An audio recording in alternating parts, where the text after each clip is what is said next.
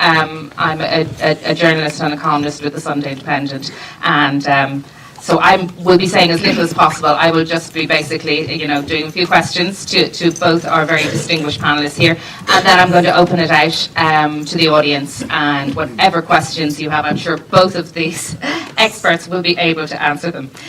First of all, I'm just going to ask Eamonn. I know when I was a kid going up, travelling up to Northern Ireland, I was astonished when I saw the different flags in different areas, and I thought I must have got my history wrong, because didn't the Israelis kick the Brits out in '48? Did you have any idea, of the identification with this conflict before you did this documentary? Really, first of all, I would say, I wonder why Ithamar and his wife left Northern Ireland. What a cheery place to be. No, I didn't really have any idea about the Israeli-Palestinian conflict. And in fact, I suppose really how I got involved in making this film was I was actually making a different film called Boxing in Bethlehem, which was really about boxing in Northern Ireland, and how boxing was one of the only sports that ever sort of crossed the sectarian divide, truly crossed the sectarian divide. Soccer was always divisive. Gaelic was the same, and rugby sort of was always sort of Catholic and Protestant very much in basis. Whereas boxing was something that Catholics and Protestants were taking part in, and people in the Shankill were fighting people in the Falls Road, and they were travelling together sort of throughout Northern Ireland, and really we ended up making a film about a boxer going to the West Bank, and what he was trying to do was set up a boxing bout which involved bringing kids from the West Bank together with kids from across the wall in Tel Aviv together, involved in a boxing bout. And I came back from filming over in the West Bank, and met Ithamar in a bar in Belfast, as you do, and I was introduced to him, and the guy that introduced me was the actor Lawler Ruddy, who appears in the film, and he sort of said to me, Ithamar, he's an Israeli, who lives here. And I was like, God, I'm just back from that neck of the woods, and we got talking, and I happened to say to him, look, do you not find it weird that there's so many Palestinian and Israeli flags sort of flying all over Belfast? And he said, man, I find it sort of spooky.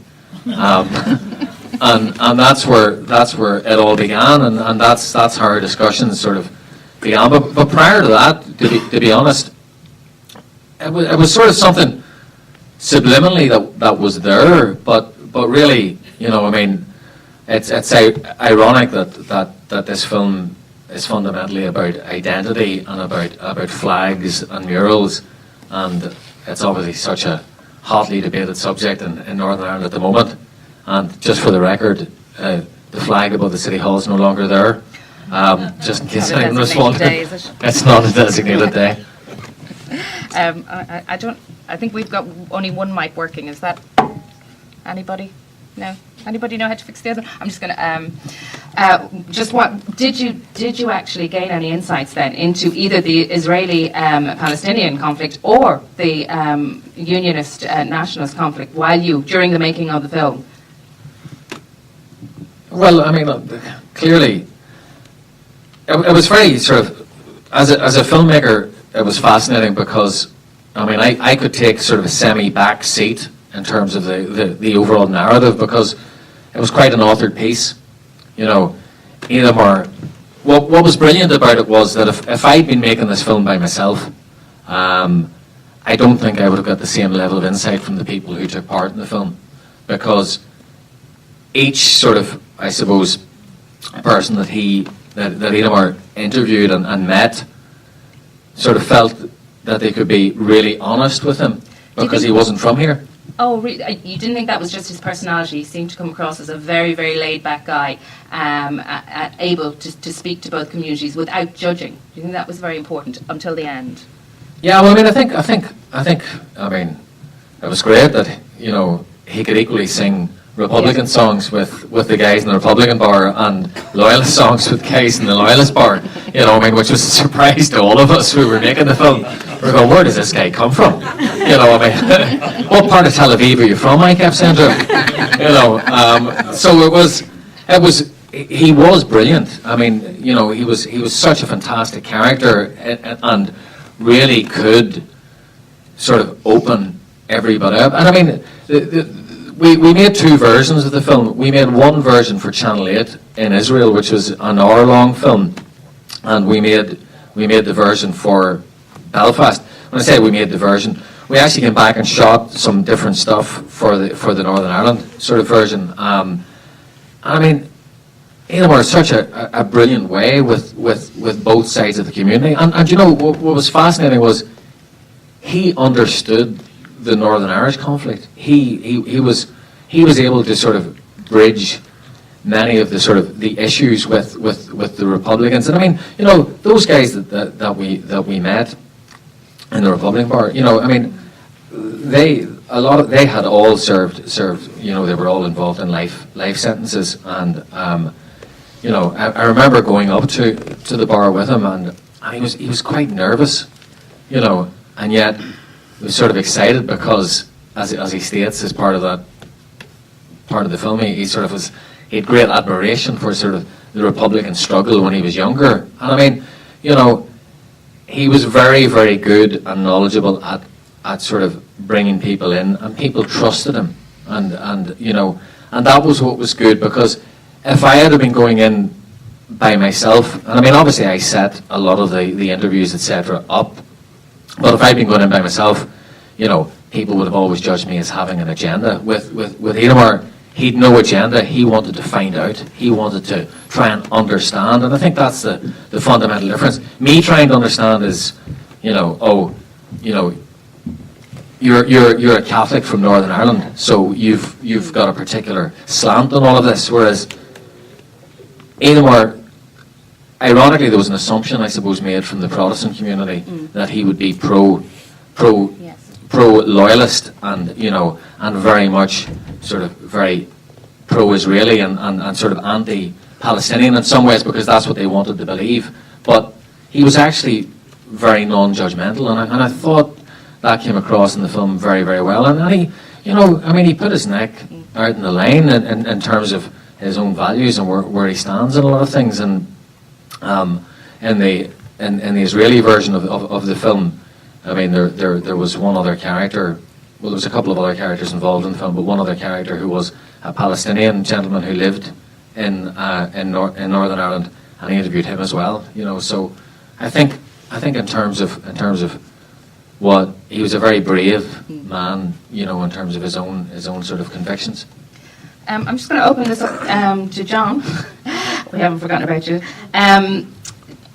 When we look at it, and we look at, you know, Palestinian aligned with nationalist because, you know, they're trying to fight for the land, and then we see Israeli aligned with unionist, you know, they're trying to fight off the people that they seem to be surrounded by. Is it that simplistic? Is it, you know, the way that the groups have aligned themselves, and that we're always being told, you know, this is a template for a peace process, and this is the way that perhaps, you know, the Palestinian and Israeli problem should be solved, the same way that the unionist Republican problem. Is it that simplistic? Or? Well, I think the whole nationalism thing is very, very complex. I mean, as a child, I would have grown up with let's say the Christian Brothers version of nationalism, a kind of a celibate men in black skirts version of it. And I spent my first couple of years in school in London, so I came back and found it a very exotic experience. And over the years, what has fascinated me is the different type of nationalism. I'm just give you a very practical example. I had a row with somebody a couple of years ago, decided not to talk to me because her husband was a British Palestinian plastic surgeon, a PLO supporter. Now, you cannot imagine an Irish Catholic living in Britain, plastic surgeon, being a rabid pro supporter. It doesn't exist, right? Now, I say that for the very simple reason that if you take simple things like, there's a book by a chap called White on the prisoner lists in Northern Ireland. Prisoner list of the Provisional IRA, 95% of working class. Same on the Protestant side. If you go down to the nationalist history here, 1916 to 22, 23, you'll find an amazing mixture, in fact. And for some reason, there's a preponderance of Draper's assistants in the nationalist movement. Don't ask me why. But what I'm saying is that the nationalist movement in the South, the coterie, looks much more like a traditional Central European nationalist movement than the Northern one. The Northern one is clearly working class based. This is a phenomenally big difference. Now, you can also say, if you go down to Fermanagh, Tyrone, you have a different type of nationalism again. It's somewhat because Mid-Ulster was the heart of the plantation in Northern Ireland, more than Belfast. Belfast was nothing but a mill race in a couple of streets when Dublin was a city. But Mid-Ulster is the heart of that plantation, and you will find yet another type of nationalism there. So what came across in the film was very, very different types of nationalisms, right? And you saw differences of class, differences of perspective. You saw what Dr. Freud of Vienna would call transference, with people in the Northern Ireland situation hitching their wagon to another situation. And that's very standard, a standard thing to do, because if your own situation is extremely difficult to get your head around it, it's handy to hitch it to somebody else's, make it even more complex. And this is how complex humans are. And when we talk about nationalism, Protestant and or Catholic, working on or this, you're talking about a lot of different levels of. So, for example, if you look at the Irish cultural nationalist tradition in the South, a lot of it is language based. If you look at it in the North, for obvious reasons, there's a territorial emphasis in many, many ways. If you look at the Zionist nationalist movement, you have cultural, linguistic, land. You've got similar sections, but they vary over time. One thing is very, very clear: the overlap between the situations has to do with land. There's no doubt about that in all of these situations. So it's not religious, you're saying? No, there are elements of it. So, for example, if you look at the Palestinian situation, you have standard issue, what you might call standard issue Palestinian nationalism. If you go to the north of the Galilee, well, I'm pretty familiar with. I lived there during my doctoral thesis. And you can find a lot of the depopulated Palestinian villages. You can find families living within Israel, with relatives in Lebanon, with the relatives still, etc., etc. And that's what you might call, or I call, reactive nationalism, right? That's pretty understandable, When you look at the extreme Islamist view of it, this is a different planet entirely. And they tend to get subsumed together. There is no equivalent in the Northern Irish situation. There is nobody with a straight face, even in 1970s Belfast, who could quote you chapter and verse from the Bible about their nationalism. You would fall around the floor laughing at it. I mean, even the cadres of the UVF, stout Protestant souls, wouldn't know their Bible terribly well. The woman did say Northern Ireland was not mentioned in the Bible. Absolutely, lucky Bible. And so the point is that visceral connection between land, language, and scripture does not exist in the Northern Ireland situation. No matter what way you twist it, it doesn't. Do you think then it's more of a convenience? I think if you take the plantation tradition in Northern Ireland with Lowland Scots and East Ulster, there is a huge biblical tradition there. And it, of course, is part of their worldview as planters to see themselves as chosen, as manifest destiny, all the rest of it. That's a practical way of. Whereas the plantation in my part of the country, where my mother comes from, in Laois, is a very different, middle of the road, Protestant British plantation, which is not very, very ideologically orientated at all, And they're very, very different plantations, even though the plantation in Queen's County predates the Ulster plantation, the Queen Mary plantation. Yeah. So there are so many levels of complexity that, and to stop a nationalist, whether it be a Protestant or Catholic, and ask them for chapter and verse on what they actually believe in is very complex. Ask them what they're again, and they can talk to you for the whole night. Ask them what they believe in is a very difficult question. But we've also been told that the Good Friday Agreement would be a very, very good template. However, the Good Friday Agreement, there's parity of esteem for the two communities and for the two nationalities, as it were. With, at the moment, say, between Israel and Palestinian Arabs, and if you have, say, a group like Hamas, who, correct me if I'm wrong, but they do have the annihilation of Israel, I think, as part of their manifesto. In the charter. Yes, in their charter. Is it possible then to have parity of esteem between those two, potential nations? Well, I think it's very, very nice Disneyland idea that one day somebody will wake up and suddenly. I think it tends to work in a much more pragmatic way than that. I remember sitting in the centre of Warsaw many years ago and just being fascinated at how Poles could sit listening to Germans at the next table. I remember sitting years ago in Akko in an Arab restaurant, listening to Israelis chatting away in Hebrew, Arabs chatting away in Arabic, and saying, how can they sit near one another? I said, if I did this, I was set up for assassination once in a pub in Belfast, the summer of '74, in Lavery's, the Cobbers, and saved by the barman, right? And that level of visceral hatred, you know, based on not a lot, really, in comparison to what you have in the Middle East. It fascinates me that people can get beyond that, but they get beyond it not for ideological reasons. They get beyond it for practical reasons. One crowd is selling bananas to the other crowd. This crowd is selling fridges to that crowd. It rarely starts from ideology or ends with ideology. It tends to be, you pushed me, you took my bit of land, I'll climb over the fence and I'll shoot your wife because you shot mine. And it tends not to be solved in an ideological way. It's very nice to think we could all sit down and talk profound ideology. It doesn't work like that at all. It tends to be very pragmatic. When people have fought themselves to a standstill, or there's something to be gained, or after 9/11, for example, when it became manifestly clear to the Republican movement that continuing to be a terrorist organization, you were hitched into a bigger concept of terrorism that really wasn't going to pay off. Not along with the fact that the British had the Republican movement riddled right to the top with informers and the rest of it. So a lot of this is pragmatic. It has nothing to do with ideology, at the beginning or at the end. Okay, I'm just going Eamonn, you were saying that one of the reasons that you got so much out of the people you interviewed was because Ithamar was such a really, really good person. He was, I don't know, can you hear me? But he was Israeli. Did you gain any more insights into the Israeli mindset? And while you were interviewing people, particularly on the nationalist side, was there anything that would show why Ireland, among all of the countries in the West, actually is the country that has always opposed and increasingly seems to oppose Israel most of all? It seems to have a reputation at the moment of opposing Israel and what Israel stands for of all countries in the West. Did you find out where that could have come from?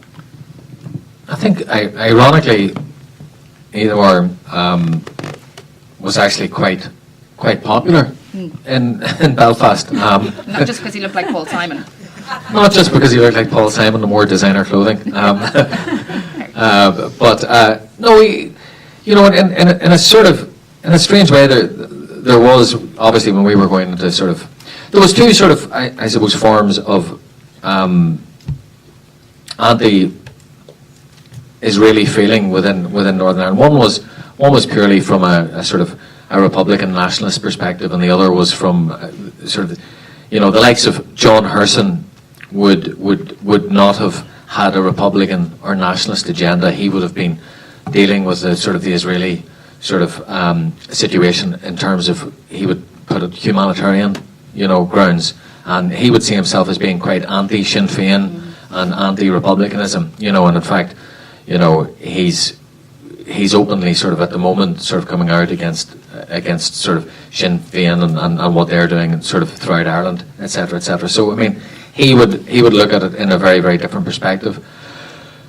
What I learned, I mean, it was when I was filming in the West Bank. Obviously, I was filming in places like Beline, who had their weekly protest, and I filmed at it and was walked with the protesters as part of the documentary. I was filming up to to the wall, etc. And ironically, I mean, post Good Friday Agreement in Northern Ireland, despite how peace is meant to have been moving on, we've built more walls, and the walls that already exist, we've increased their height.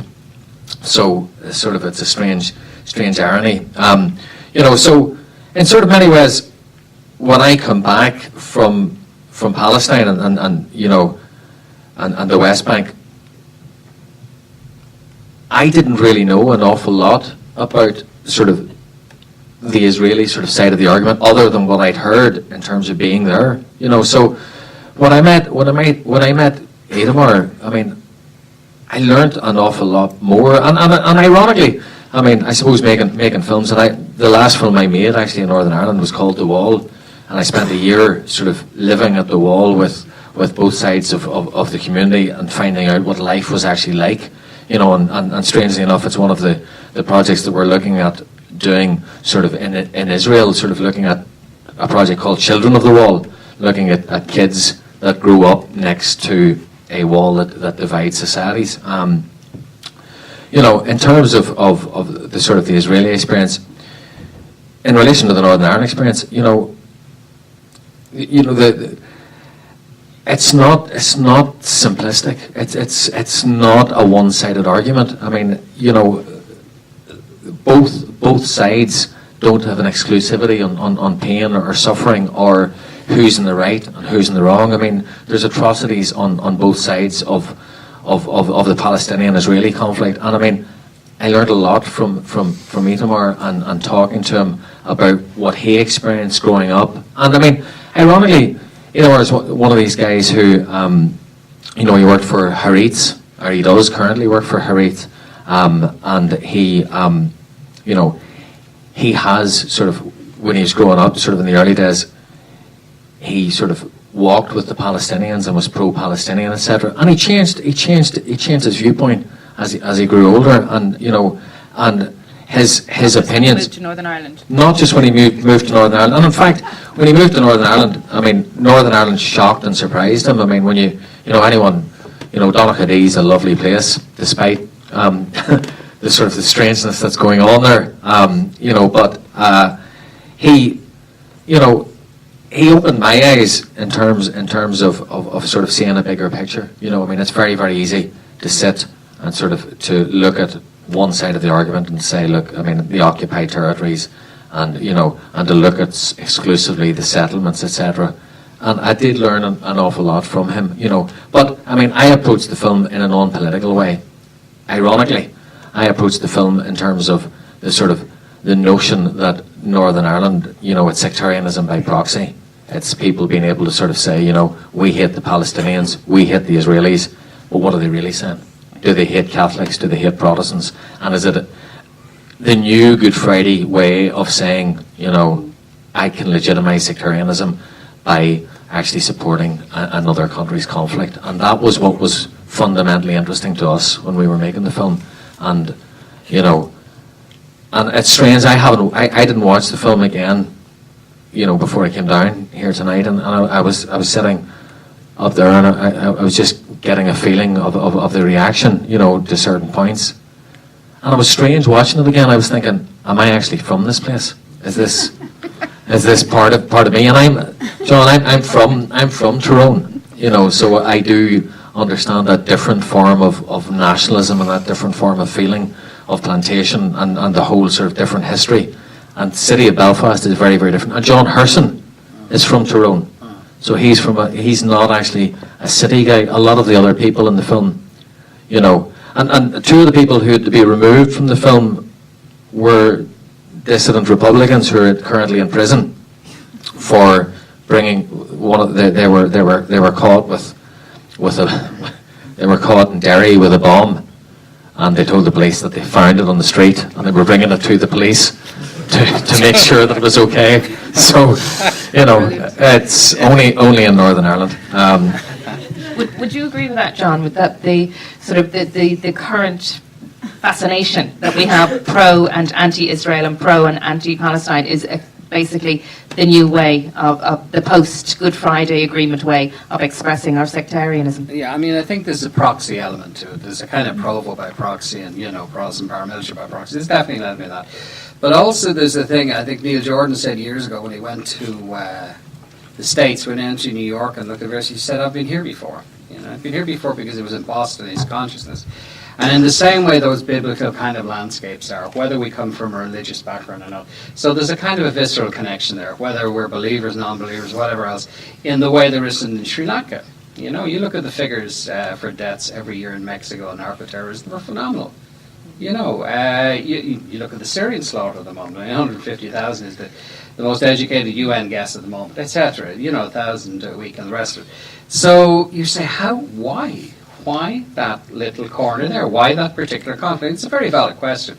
And I think some of it is because of that burden of common Christian, common Western history, and the Middle Eastern fascination, Orientalism, the rest of it. And some of it is just a flag of convenience, and some of it is very genuine. So, like nationalism itself, I think there are mixed motives there.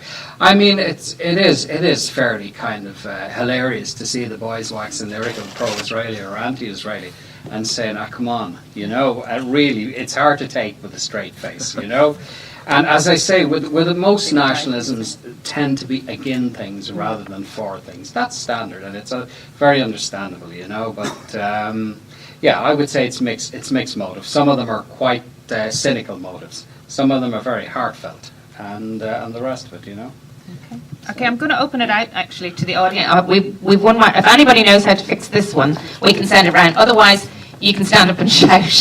So, do we have any questions? No, I'm from Britain. Okay. I'm from London. And we didn't have any of that crap in London. And they say they're from Britain. We didn't, in London, where I was brought up, we didn't have any of that sort of crap. We didn't know anything about Protestants and Catholics. One school I went to, in the morning, all the Jewish kids were in one class. Protestant kids, which were the main lot, were in the main hall, and Catholic kids in the other one. And that was the end of the bloody thing. We didn't know it. I remember David Frost once doing a programme about this back in the 60s, and there was one, must have been the nationalist crowd on one side and the Protestant crowd on the other side. He was acting as the devil's advocate, and as a Londoner, we had no fucking clue what they were on about. Okay, do you have a question? What language? We haven't a clue what they're on about. So I really cannot understand why these people that are all white, European, Caucasian, they come from this island. Why do they have to create these? It's sort of like mythical sort of things in their head. And you're very academic, and you're not really telling us anything. We're learning more here. It's no good being academic because it's all very simple, really. It's all simple. I've been here since 1972, so I'm not just off the boat, I wish it were so simple, but I take your point. Here's a very simple comparison. It's non-academic. It's a very real comparison. As you go up the social scales, whether it's in the UK, whether it's in Ireland, whether it's the south of Ireland, the north of Ireland, as families, peoples become more middle class, they by and large get more secular. All right? So you don't find people on the Malone Road sniping at one another. You don't find lawyers killing one another because they have a lot to lose. Why would you be killing another lawyer? Right? This doesn't hold in the Middle East. It just doesn't hold. So it's not quite as simple as you say. It is in London. We don't have any of that. Well, it may be in London. We're from the UK. That's fine. We're not into that. Well, I think that's a part of the UK, and we don't have that problem in London or anywhere most in England. Yeah. Maybe with the exception of Glasgow. I'm very happy so you can be as about academic that. as you like. No, it's nothing to do with academic. So why did you have that problem? Well, I don't have the problem. We're just trying to describe people. For example, in the mid-ages, I met my first extreme Islamic fundamentalist in Cairo. Highly educated, highly intelligent, from a rich family. That paradigm doesn't exist in Western Europe. The better off you are, the better educated, the more middle class you are, the more secular you are. This is not the reality in the Middle East. You can meet many people far more intelligent than we are, far better educated, who are utter, highly read bigots.